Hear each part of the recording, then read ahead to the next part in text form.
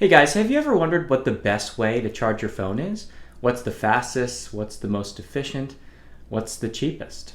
Well, today I did a comparison to help answer that question.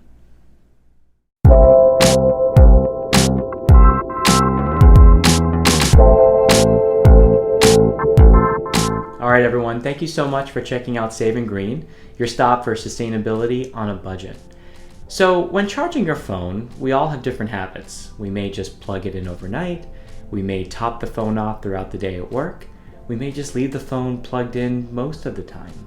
So do all these factors really make a difference on our energy use, on the lifetime of the battery? Lithium-ion batteries don't really need to be fully discharged at a given cycle the way that NiCad batteries had to. In other words, they don't really have any memory associated with them, so there's no real benefit in terms of the longevity to powering down the device close to 0 and then back up to 100. In general though, most people advise, including Apple, to keep your phone somewhere between 20 and 80% charged with full discharge cycles every 3 to 4 months just for maintenance. So with that out of the way, and the advent of wireless charging, I wanted to find out if the Qi standard of charging really impacted overall energy use and efficiency, and how good these wireless devices actually are. I went to compare a few devices: the standard 5-watt Apple charger, a 2.4 amp or 12-watt fast charger, and a 7.5 watt fast Qi charging device. Now, wireless charging basically is an advancement within the last few years that involves sending electric current through a magnetic coil, and that magnetic coil basically creates a magnetic field, and two adjacent magnetic fields help conduct electricity wirelessly. And that's also why devices need to be flush against the charger and positioned just right for them to receive the electric current. Now, there are some other inductive charging technologies that expand the diameter of this electric field, but in general, this is the method that seems to be most widely adopted today, and it's actually fairly efficient. Tom's Hardware put a review up that rates Qi charging efficiency somewhere around 60 to 80% when compared to a device that's plugged in. But I wanted to compare that directly. I wanted to use a multimeter to determine exactly what the electricity usage and efficiency was among these three devices. So let's look at some of the data. Here you have a spreadsheet with some of the raw data, and we have a time in the left column from 0 to 240 in terms of minutes, broken down in 15-minute intervals, with the first one at 1 minute just to see exactly how quickly the current was able to start flowing through the charging device. And here you have your 5-volt 1 amp charger on the left. In the center, we have our fast 2.4 amp charger. And over here, we have our Qi 7.5 watt fast wireless charger. And the data here depicted shows the watts measured at each time interval, the percentage of the phone's charge at that given time, and then these other abbreviations stand for power factor, amps or current, and the VA. And the VA is referencing apparent power, and it's basically the root mean square of the current flowing through an electric system, and that, as a relationship to the actual useful power, which is watts, gives you a rough estimate of what the efficiency is of the charging device. So let's look at the data. So the first graph shows the percentage charge among the three different charging devices at different time points. I marked the 50%, 95%, and 100% for reference. The Apple standard charger is denoted in blue. The 2.4 watt fast charger with the 12 watt maximal capacity is depicted in orange. And the Qi charger in gray has a 7.5 watt wireless charging capacity. So we can see here that according to the theoretical estimate, dividing the amp hours by the amperage of the charging device to estimate the hours of charge time, we see that all these devices perform less efficiently than ideal. So for example, for 1 amp charger, we would expect a 2.7 amp hour battery to take about 2.7 hours to charge.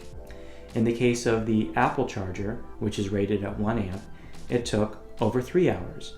In fact, 3 hours and 15 minutes to charge completely. 75 minutes to get to 50%, 163 minutes to get to 95%, and then an additional half hour or so to get from 95 to 100. We see the efficiency drop off based on the change in slope of these curves to be consistent, where they accelerate their charge rate very quickly early on and then begin to taper or shallow out their curve in the latter 30 to 40% of the charge cycle. This is a combination of both inefficiency as the devices heat up by being plugged in and charged, but also because of software regulation to make sure that the current stays at a healthy rate and doesn't overcharge the device and lead to further degradation of the battery. The second graph depicts the watts. These were directly measured by the multimeter. We can see that the Apple device had an average of about 4.97 watts with a standard deviation of 1.83, which is fairly consistent and a fairly narrow standard deviation that is very close to the rated values that Apple provides on their product. At 5 volts with 1 amp, we would expect about 5 watts of power, and that seems to be exactly on point with the directly measured values depicted here in the blue graph. The fast charger has a 12 watt capacity, which is calculated by multiplying the 5 volts at 2.4 amps, giving you 12 total watts of power. We see that that's actually regulated to spike very quickly within the first 15 minutes, but then it drops off dramatically to an average of just over 6 watts with a fairly high standard deviation, showing you that up until about an hour of charge, you're getting above 8 watts on average. In fact, it does spike to the rated max of just over 12 in the first 5 minutes of charging. Then it drops off dramatically after about an hour and a half, from 6 down to about 4 at an hour and 40 minutes, and then at 2 hours it drops off to about 2. So we see that the power dissipates very quickly as the current is regulated by the software in the phone. So a fast charging device does charge much more quickly, but with a greater range in terms of power per minute. Now the Qi charger actually has an average watts that's the highest at 6.5 watts, with a fairly consistent and narrow variance of a standard deviation of 1.78. We also see that the Qi charger actually has a fairly steady power delivery from the first minute all the way through the first 105 minutes or so, just under 2 hours of charge time. It basically stays at just about 8 watts. Then it drops off dramatically, and then it spikes back up, and then it drops off yet again. So there is much more inconsistency as we get into the higher charge amounts of the battery, and there clearly is some either software issue or in this particular charge cycle there was some disruption in the delivery of the wireless charge. Now this device was not moved. All these phones were in the same power off position with no active apps running in the background. Wi-Fi notifications and cellular signal was turned on, but the display was turned off. Now, intermittently, at every 15 minutes, the display was turned on so that I could verify the charge percentage, but other than that, all these phones were in the same position without any movement of the device. Now, the total kilowatt hours is calculated also in this chart, and that's determined by averaging the watts over the charge time of the device up to 100%, divided by 60 to cancel out minutes, and then multiply by 1,000 to get to kilowatts. And those values are depicted below: 0.016 kilowatt hours for the Apple device, 0.015 for the fast charger, and 0.026 for the wireless charger. So we see that the total amount of energy consumed is significantly less efficient with the wireless charger. However, even though the average watts was highest with the fast charger, the time was lower, and it actually resulted in less overall energy consumed using a fast charger than perhaps the more efficient Apple charger. Now, how do we know efficiency? Well, the power factor is a rough estimate of efficiency. It's the ratio of real usable power, here in watts, to apparent power, which is depicted as the VA. And this is basically, in an alternating current system, a complex formula that denotes how much current by the power source is actually delivered to the device as a proportion of useful wattage that the device uses to power the battery. And a lower power factor suggests greater inefficiency. And you can see here that the fast charger actually has the lowest power factor, or is the least efficient. Now, why is that? Well, that can be deduced because the higher wattage produces more heat and dissipated through the system. So even though it's less efficient, because it takes less time to charge, it's actually the most economical and therefore the greenest option, surprisingly. Now, unsurprisingly, the wireless charger, which has a comparable power factor to the standard and what one would consider efficient Apple charger, we see that even though the power factor is actually fairly high for the wireless charger, the amount of useful energy delivered to the device is clearly less because of the difference in time needed to charge. So at similar wattage, we see that it takes significantly more time for the wireless device, and therefore it's much less efficient. And we can verify that by averaging what the yearly cost to charge is by understanding the kilowatt hours times your rate, which is depicted on your utility bill.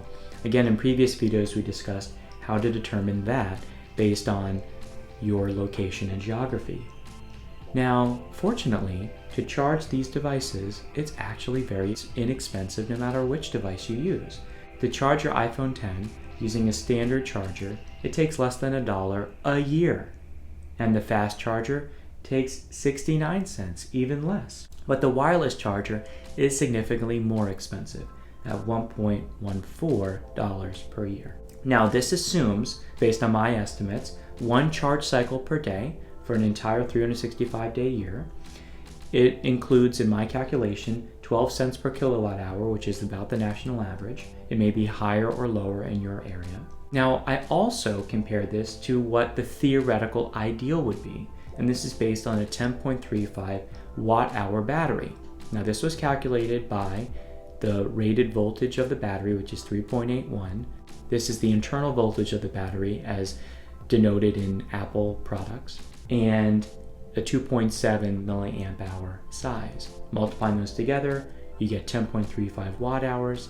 If we were using a 10.35 watt hour battery at 100% efficiency, basically multiplying that by 12 cents per kilowatt hour over 365 days, it should charge 45 cents per year.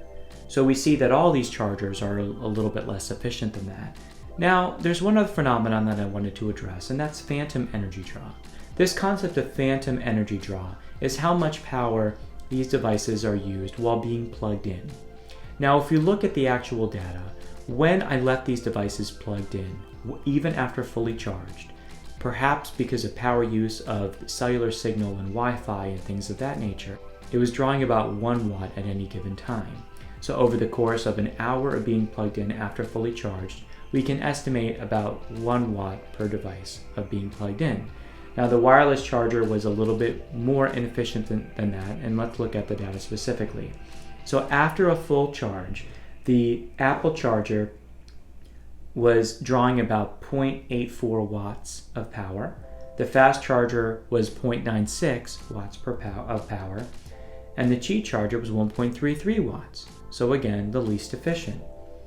Now, one thing to note is that when the phone was unplugged or removed from the charging base, we also saw some power being drawn from the wireless charger at 0.43 watts. So this was interesting because even if you're not charging your phone at all, the wireless charger is drawing current and drawing power constantly. Now, it's not a lot, it's about 0.5 watt, but it's still worth noting. So I figured out the additional cost of phantom energy draw, assuming that a charge cycle of 6 hours per night of having the phone plugged in versus the remaining balance of the time the phone completely unplugged. Now, for the 2 wired chargers, neither device was drawing any power at all. So this answered the question of if you leave in a charger plugged into the wall, does it draw current? And according to this, it doesn't. However, for a wireless charger, it does. And we can see here that if we add these costs in, it's an additional 22 cents of phantom energy draw. In other words, inefficiency due to overcharging your phone. The fast charger was a little bit more at a quarter a year, and the Qi charger was a little bit higher.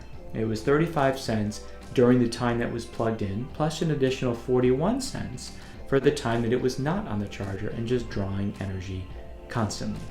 And that basically added an additional 76 cents or so. So if we factor all this together, we can estimate about $1 per year for the two wired chargers, and about twice that for the wireless charger. So according to my estimates, it's almost twice as inefficient to use a wireless charger than a wired charger. So from a saving green perspective, wireless chargers are not the way to go. Yes, they're much more convenient, and it's certainly nice to drop your phone at night and not have to fiddle with a power cord. But technically, you're using about double the energy that you need to charge your phone. Now, between the two wired devices, the fast charger and the wired charger, while the fast charger is more inefficient, because the charge cycle is so much faster, it's actually cheaper in the long run. Not much, but it is a little bit cheaper. But if we consider the time it takes leaving your phone plugged in during the typical time that most people may be asleep, 6 or 8 hours a night, it actually is about a wash. Both the wired chargers are about the same level of energy usage overall, at about $1 a year. Now, from a convenience standpoint, I actually think that it makes more sense to use a fast charger. It uses about the same energy overall, and it saves you a couple hours of charge time, and that time can add up. So overall, charging your phone doesn't take a lot of power, and it doesn't cost a lot of money, fortunately. But if you think about having all these chargers throughout your home and multiple electronic devices, these costs can add up.